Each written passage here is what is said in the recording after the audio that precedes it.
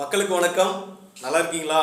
இன்றைக்கு வீடியோவில் நம்ம பார்க்க போகிறது என்ன அப்படின்னா, ஒரு விஷயத்தை அச்சீவ் பண்ணுறதுக்கு என்னென்ன விஷயங்கள்லாம் இருந்தால் நம்ம அச்சீவ் பண்ண முடியும். ஸ்டடி, ஃபோக்கஸ், எய்ம், இந்த 4 போதுங்க ஒரு விஷயத்தை அச்சீவ் பண்ணிட்டு வந்துடலாம். நம்ம ஒரு ஒரு டாஸ்க்கை நினச்சி அச்சீவ் பண்ணணும்னு முடிவு பண்ணிட்டோம் அப்படின்னா, இதுதான் என்னோட அச்சீவ்மெண்ட்டு, இதுதான் என்னோட கோல் அப்படின்றத ஃபிக்ஸ் பண்ணிட்டோம். அடுத்ததா அந்த விஷயத்தை நோக்கி ஸ்டெடியாக நம்ம இருக்கணும். ஸ்டெடி மீன்ஸ் ஒரு நிலையாக இருக்கணும். அடுத்ததா ஸ்டடி. நீங்கள் எடுத்துக்கிட்ட விஷயத்தை யார் சொன்னாலும் சரி, இங்கே இருக்கிற மகான்களும் இங்கே இருக்கிற கடவுளோ வந்து சொன்னாலும் உங்களோட தேவை, உங்களோட அச்சீவ்மெண்ட் அப்படின்னு முடிவாயிருச்சுன்னா அதில் நீங்கள் உறுதியாக இருக்கணும். உங்களை தவிர யாரும் உங்களோட தேவையில் உறுதியாக இருக்க முடியாது. அடுத்ததா ஃபோக்கஸ் பண்ணுறதுக்கு தாங்க இங்கே பெரிய பிரச்சனையே. ஒரு விஷயத்தில் ஃபோக்கஸ் பண்ண ஆரம்பிச்சிட்டானாலே அவனை நிறைய பேர் ஃபோக்கஸ் பண்ண ஆரம்பிச்சிடுவோம். இது நடக்கும், இது நடக்காது, இது இப்படி போயிடும், இது சரியாக வராது, இதில் இது பண்ணு, இதுதான் உன்னோட அடுத்த ஸ்டெப்பு, இப்படிலாம் நிறைய சஜஷன்ஸ், அட்வைஸு, வேறு என்ன மாதிரியான விஷயங்கள்லாம் சொல்கிறதுக்கு இங்கே ரெடியாக இருப்பாங்களே தவிர அச்சீவ் பண்ணுறதுக்கு நீங்கள் மட்டும்தான் இருக்கீங்க, மறந்துடாதீங்க. அப்போது நீங்கள் ஃபோக்கஸ்டாக உங்களோட தாட்டில் இருந்துகிட்டே இருக்கணும் எப்போவுமே. அடுத்ததாக எய்ம் பண்ணணும் அப்படின்னா சும்மாலாம் எய்ம் பண்ணிட முடியாது.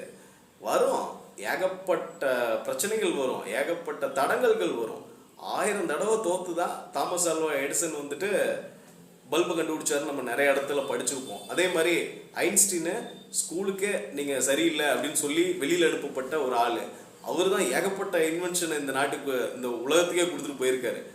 அப்போது நம்ம எய்ம் பண்ணுறப்போ நிறைய பிரேக்கேஜ் வரும். ஏன் நம்மளுக்கு பிரேக்கேஜாக இருப்போம். சம்டைம்ஸ் நாம் யோசிக்கிறது சரியானு நாமளே ஒரு 100 தடவை யோசிச்சிருப்போம். அப்போ நாம் எய்ம் பண்ணுறப்போ இந்த சிக்கல்லாம் அனுபவிச்சாதான் நம்ம அந்த அச்சீவ்மெண்ட்டை நோக்கி போயிட்டுருக்கோன்னு அர்த்தம்.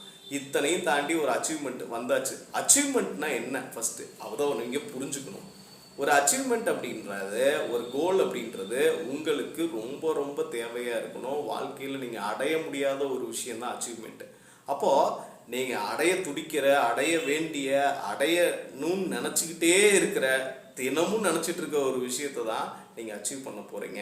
அப்படின்னா அது அச்சீவ் பண்ணதுக்கப்புறம் மிகப்பெரிய ஒரு மாலை மரியாதை என்ன வேணாலும் வச்சுக்கலாங்க.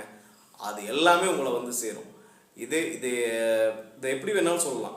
நீங்கள் வந்து அச்சீவ்மெண்ட் பண்ணிட்டீங்க, இது போதுமா? கண்டிப்பாக போதாது.